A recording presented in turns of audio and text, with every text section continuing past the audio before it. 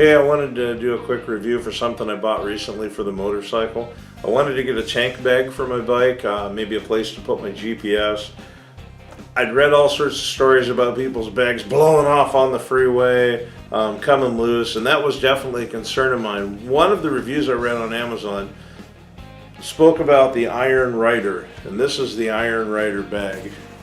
It has two wings that come out on either side. There's a pretty good sized magnet in each of these four corners, so you can see it'll just hold down really good. It has two pockets.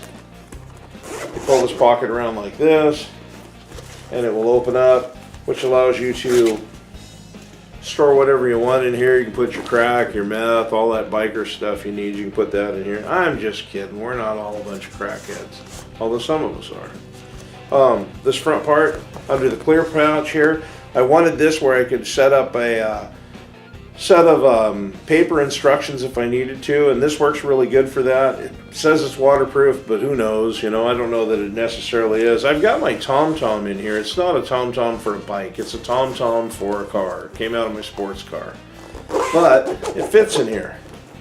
And with it sitting down there like that, I can see it on the road, and it gives me pretty good directions.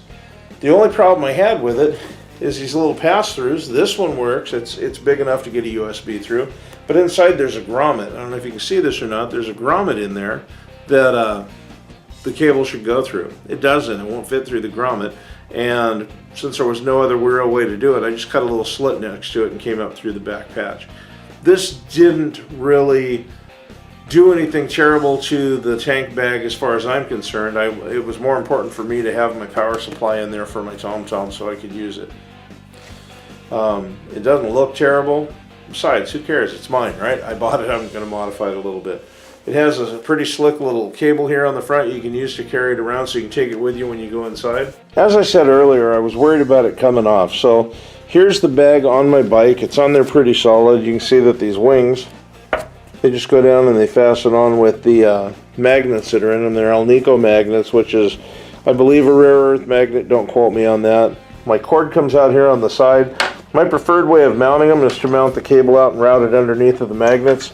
Then I bring it up here to my USB connector on my dashboard. I think it was like $7 and it's built like a tank. And there you go.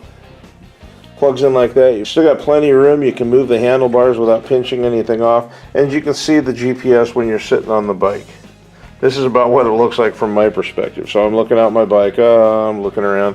Hey, there's my GPS. Crap, I missed my turn. It's not a particularly fancy bag, but I think it's a really good bag. It seems to be really well built, and I've used it on a very windy day running down the Washington coast. And I don't know if y'all are familiar with Washington, but the wind just comes screaming in out of the Pacific this far north, and if it was going to come off, I think it would have. So granted, I've got a full fairing. If you're running a bike similar to this with a big fairing, I think this would be a pretty good fit for you. I would definitely recommend people buy it. It worked out pretty good for me, and I'm looking forward to using it on a pretty big bike trip here in a couple weeks. And I really don't store crack and meth in there. I'm just kidding. Not really. No, really, I'm just kidding.